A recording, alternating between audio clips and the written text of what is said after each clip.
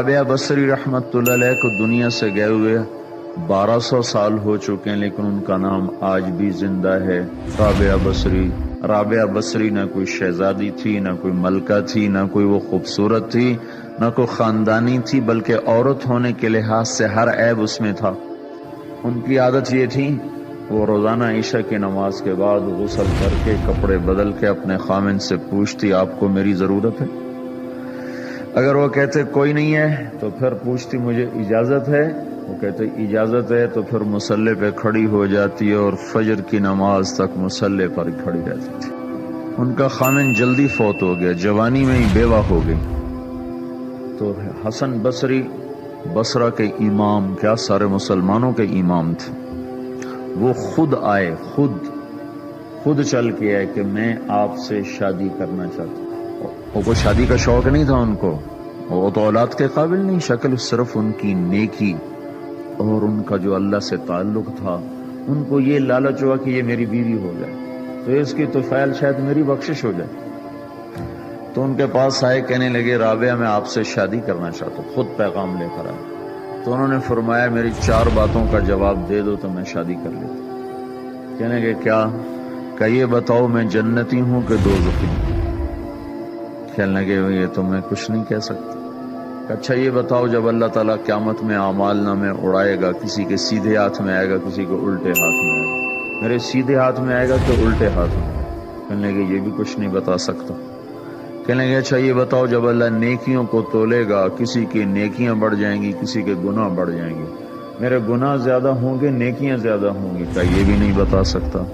کہ اچھا یہ بتاؤ جب لوگ بل سراج سے گزریں گے، کوئی پار نکل جائیں گے، کوئی نیچے گر جائیں گے، تو میں پار نکلوں گی کہ دوزخ میں گروں گی؟ کہنے لگے یہ بھی میں نہیں بتا سکتا۔ تو پھر فرمایا اچھا جاؤ مجھے تیاری کرنے دو، مجھے ان 4 باتوں کی تیاری کرنی ہے، میرے پاس شادی کے لیے وقت کوئی نہیں ہے۔ جو اللہ سے دوستی لگا لیتے ہیں اللہ دنیا ان کے لیے مسخر کر دیتے، اللہ دنیا ان کے پاؤں میں ڈال دیتے۔ تو جب ان کا انتقال ہوا، رات کو ان کا انتقال، تو اپنی خادمہ سے کہا بس 2-4 آدمی بلا کے مجھے جلدی سے دفن کر دو، کسی کو نہ بتاؤ، صبح لوگوں کو بتا دینا، اور مجھے کفن دینا میری اس چادر میں جس میں تہجد پڑا کرتی تھی۔ تو انہوں نے راتوں رات دفن کر کے صبح اعلان کیا، شور مچ گیا، ہائے کیوں بتایا، کیوں نہیں بتایا، کیوں؟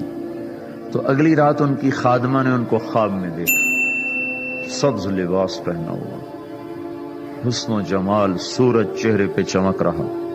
پوچھا آپ کے ساتھ کیا ہوا؟ کہا میرے اللہ نے میرے ساتھ بہت عمدہ معاملہ کیا۔ کہا آپ کی وہ چادر کہاں گئی جس میں آپ کو کفن دیا تھا؟ کہا وہ اللہ تعالیٰ نے اتار لی ہے اور مجھے جنت کا جوڑا پہنایا ہے، اور اس چادر کو اللہ نے سنبھال کے رکھا ہے، جب قیامت کے دن میری نیکیوں کو اللہ تولے گا تو اس چادر کو بھی اس میں تولے گا۔ انہوں نے پوچھا منکر نکیر کا کیا ہوا؟ کہا وہ آئے تھے تو انہوں نے مجھ سے کہا من ربکی، تیرا رب کون ہے، تیرا رب کون ہے؟ تو میں نے منکر نکیر سے کہا جس اللہ کو 40 سال نہیں بھلایا اس کو 4 ہاتھ زمین کے نیچے آ کر میں بھول جاؤں گی؟ کہ جس رب کو 40 سال میں نہ بھلا سکی اس کو 4 ہاتھ زمین کے نیچے آ کر میں بھول جاؤں گی؟ تو منکر نکیر نے کہا اب اس کا آگے کیا حساب لینا، چلو بھائی واپس چلو۔